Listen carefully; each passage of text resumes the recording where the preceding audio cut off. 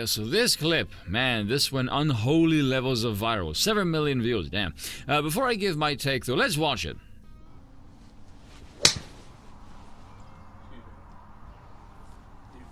What you're doing there, you shouldn't be doing that. You should be right through, swing, follow through. Not, you're doing too slow on the way up and then back. Okay, I'm going through a swing change at the minute, so everything I'm... What you're doing there is you're coming back too slow. You know, I've been playing golf 20 years. What you need to do is follow through a lot quicker than what you're doing there right now. Yeah, so, I mean, I'm going through a swing change at the minute, so with that, I'm just making everything fair. Okay.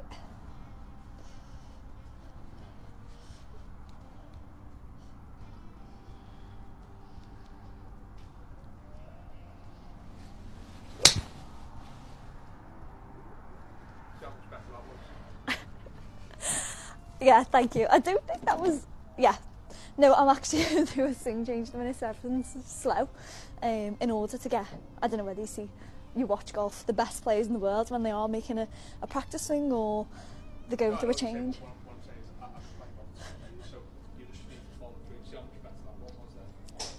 Keep doing that anyway, okay? Thanks for your advice.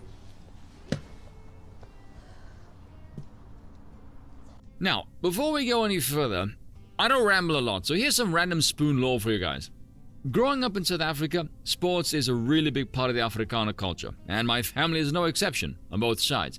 On my father's side, my grandmother was a devoted cricket fan. She would sit there with paper and pencil making spreadsheets, calculating the runs and overs, absolutely crazy.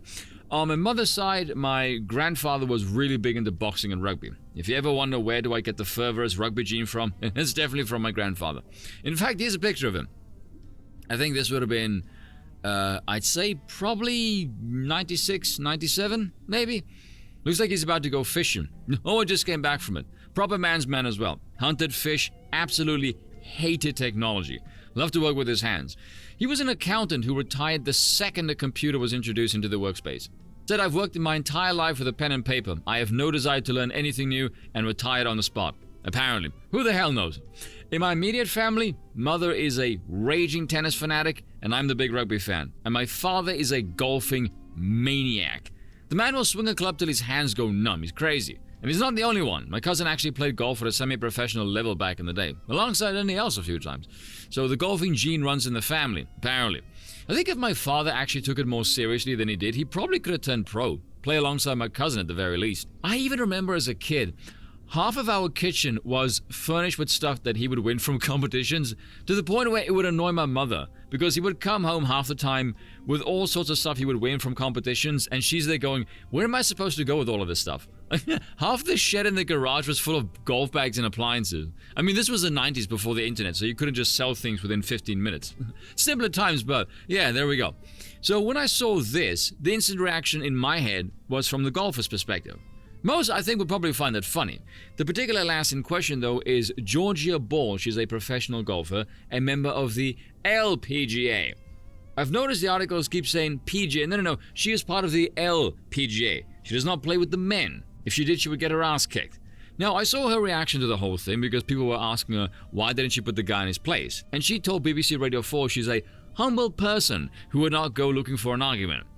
As if telling the guy, yeah, thanks for the advice, I'll be sure to use it when I play in the LPGA later this year, is going to start some kind of an argument.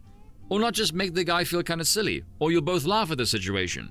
Like, so many assumptions here are suspicious or kind of ridiculous. I mean, the fact that she thinks doing anything else but playing along is somehow going to stir an argument, that says more about her, frankly. For all I know, this entire gimmick was staged to give her a profile boost. It's entirely possible. I would like to know what is that device around her neck at the start, but let's say for argument's sake, it's not, and it's legit. Firstly, let's be honest here for a moment, shall we? The attire? Really? She's a golf coach, apparently. If you want to learn to play golf and function was your aim, you would go to a man. The only reason you would ever bother with a woman is for her appearance. Let's not beat around the bush here. Or maybe she charges less. There's more men who play golf and they're better at it. Someone said on Twitter that Georgia is 21.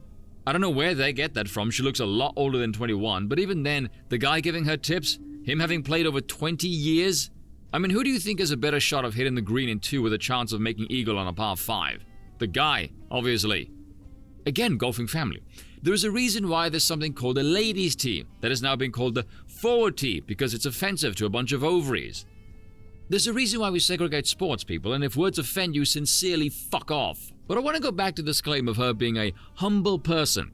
If I look at this entire situation, I don't think she's humble at all. I think she's horrible and full of shit, and I'll tell you why. I understand golfers record their swing, it's very common these days, but this guy talking to you with the captions, why did you post it online?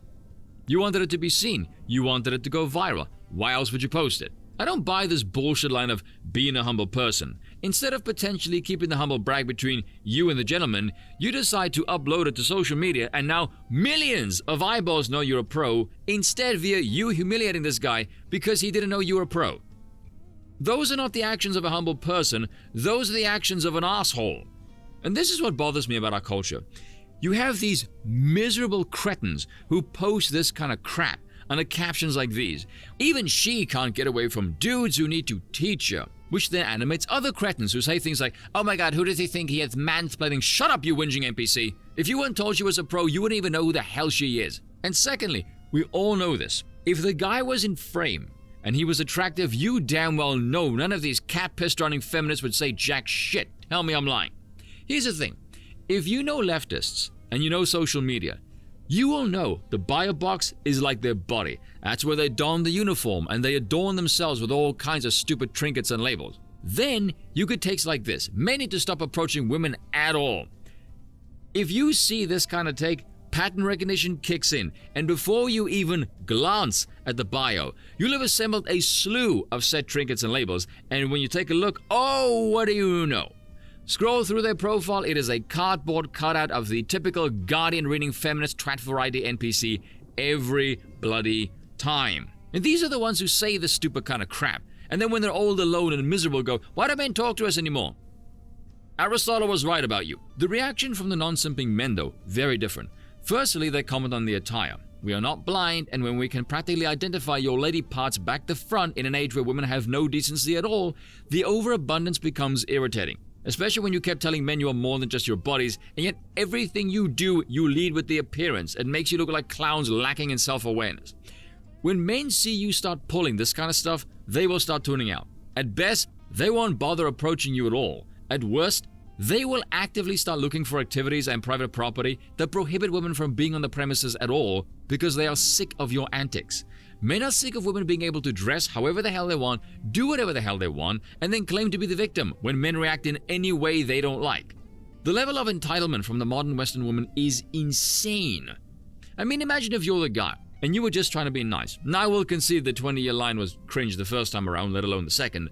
But let's say you only found out via this viral clip that she was pro and you were never told.